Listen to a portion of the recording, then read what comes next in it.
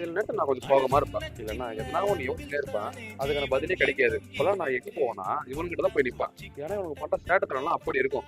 இவன் சரியான வாளு. எகிரி குச்சி ஓட்டாம பாத்தீங்களா ரவுண்ட் இருந்துக்குன்னு. அப்படின்னு நம்ம பெரிய பசங்கிட்ட வந்து பார்த்தா, போட்டி போட்டு சாப்பிட்டுருக்கானுங்க. என்னத்தடா இப்படி விரும்பி சாப்பிடுறீங்கன்னு கிட்ட போய் பார்த்தா, நறுக்குன பில்லு.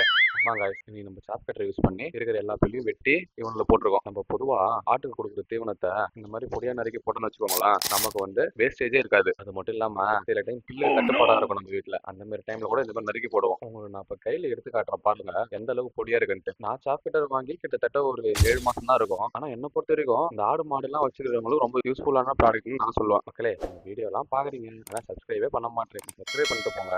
உனக்கு 2 பேரையும் பாத்துக்கோங்க. பிறந்து கரெக்டா 12 நாள் தான் ஆகுது. 12ல இருந்து 15 நாள் தான் ஆகும். ஆனா எந்த அளவுக்கு சூட்டிக்கா இருக்குது பாத்தீங்களா அந்த 2 குட்டியும். இவ்வளவு பாருங்க, தவணே நின்னுக்கிற கோழி கிட்ட போய் சண்டை வாங்கிக்கிறேன். நான் முன்னே ஒரு வீடியோ போட்டிருக்கேன், நம்ம கிட்ட இருக்கிற எல்லா ஆடுமே வைக்க சாப்பிடுன்னு சொல்லிட்டு. என்னதான் எனக்கு கடலை கொடியும் உளுத்த கொடியும் கிடைச்சாலுமே நான் வைக்கதான் என் ஆடுகளுக்கு கொடுப்பேன். ஏன்னா அதுதான் என் சொந்த நிலத்துல இருந்து ஓசியில கிடைக்கும்.